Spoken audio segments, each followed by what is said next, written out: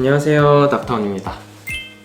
바로 전 영상에서 베르베린이 당뇨나 고지혈증에도 거의 약만큼이나 좋고 질염, 피부염, 장염 등의 감염성 질환에도 효과가 있다는 걸 제가 알려드렸습니다. 게다가 최근에는 항암 효과까지 밝혀져서 거의 필수 영양제처럼 많이들 드시고 계시다고 제가 소개를 해드렸는데, 자, 이렇게 좋은 영양제에도 치명적인 부작용이 있기 때문에 저는 먹지 않습니다. 첫 번째는 흡수율입니다. 이 베르베린은 산, 위산 같은 것들에 약하기 때문에 위에서 거의 다 서로 뭉쳐가지고 흡수 안 된 채로 장을 통과하게 되고, 그렇게 힘들게 통과된 나머지 일부의 성분들도 80%는 간에서 전부 다 분해가 되게 됩니다. 그래서 웬만큼 많이 먹거나 아니면 흡수율을 높인 제품들을 먹어야만 효과를 볼 수 있다는 게 단점이죠. 또 흡수율을 높인 제품들은 조금 더 비싸니까 굳이 다른 좋은 영양제도 있는데 이걸 비싸게 먹을 필요가 있나? 약간 이런 생각을 하기도 합니다. 두 번째는 당뇨가 아닌 일반인에서는 효과가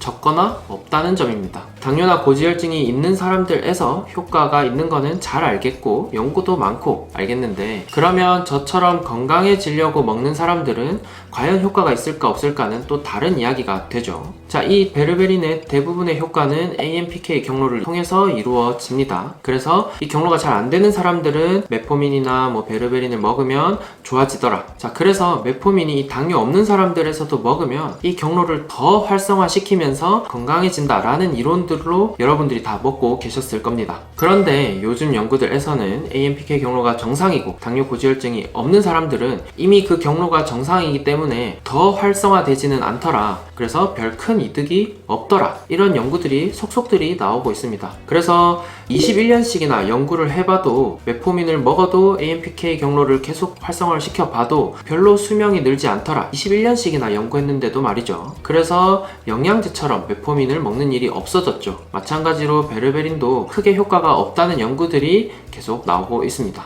항염 효과가 있느냐도 사실 의문입니다. 이건 조금 느낌이 다른데, 베르베린이 세균과 진균을 죽이는 항균 효과가 있는 거는 사실입니다. 피부에 있는 균을 죽일 수 있고 장에 있는 균을 죽일 수 있죠. 하지만 이게 흡수가 워낙 안 돼서인지 우리 몸에 염증을 줄여주느냐는 연구에서는 10개가 넘는 연구를 합쳐봐도 염증 수치가 떨어지지 않더라. 그러니까 별 효과가 없더라 라고 결론을 내립니다. 겉에 있는 세균, 질염, 장염 다 없애줄 수도 있지만 실제로 우리가 흔히 걱정하는 미세염증, 내 몸에 있는 만성염증들을 없애주지는 못하더라, 이렇게 결론을 내린 거죠. 그 다음 오늘 영상에서 가장 중요한 거, 베르베린이 기존에 먹던 약과 여러분들이 먹고 계시던 약들과 상호작용을 굉장히 심하게 합니다. 제가 예전에 경고했던 자몽보다도 훨씬 더 많은 상호작용을 하게 됩니다. 일단 콜레스테롤 약, 스타틴 계열은 전부 농도를 올리게 되고, 농도가 올라간다는 거는 부작용이 더 심해질 수 있다는 뜻이겠죠. 항생제, 항응고제, 진통제, 혈압약, 정신과 약 등 여기에 해당이 안 되는 약이 없을 정도로 일단 무슨 약 먹는다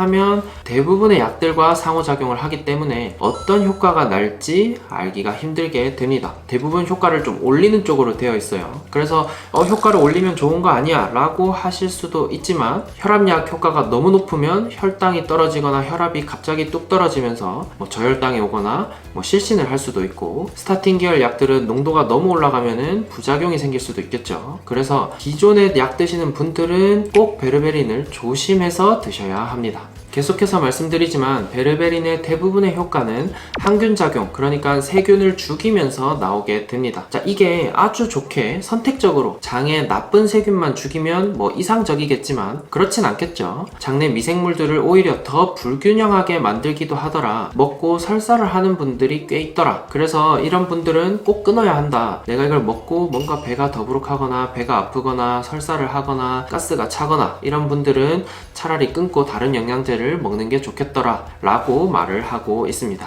마지막으로 진짜 중요한 암을 유발하는 효과입니다. 직전 영상에서 제가 항암 효과가 있다, 암을 억제하는 효과가 있다고 말씀을 드렸는데, 자, 이때 항암이라는 것, 그러니까 암의 발생을 막는다는 것은 암세포가 자라는 걸 막는다는 뜻이고, 이때 암세포만 막으면 물론 좋겠지만 정상적인 세포도 손상을 시키더라. 우리 항암제 하면은 머리카락 빠지고 이런 것들처럼 정상적인 세포가 자라는 것을 막고 손상을 시키다가 오히려 암이 생기는 경우도 꽤 있더라. 쥐에서 한 연구에서는 베리베린을 조금 많이 먹였더니 DNA의 손상 정도가 심해지더라, 간암이 생기기도 하더라 라고 또 결론을 짓습니다. 베르베린이 물론 효과가 좋은 것은 분명한 것 같다. 하지만 아주 높은 효과는, 즉 그만큼 많은 부작용을 가질 수 있다 라는 거를 꼭 염두에 두고 드셔야 됩니다. 그래서 정리를 하자면, 병이 있는 사람들, 당뇨나 고지혈증이 있는 사람들에서는 여러 가지 효과가 있지만 정상에서는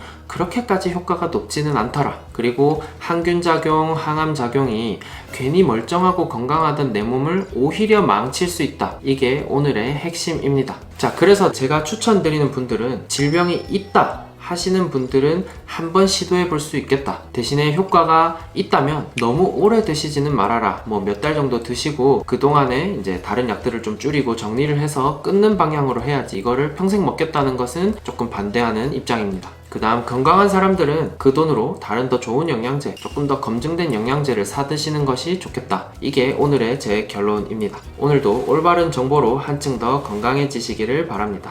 안녕.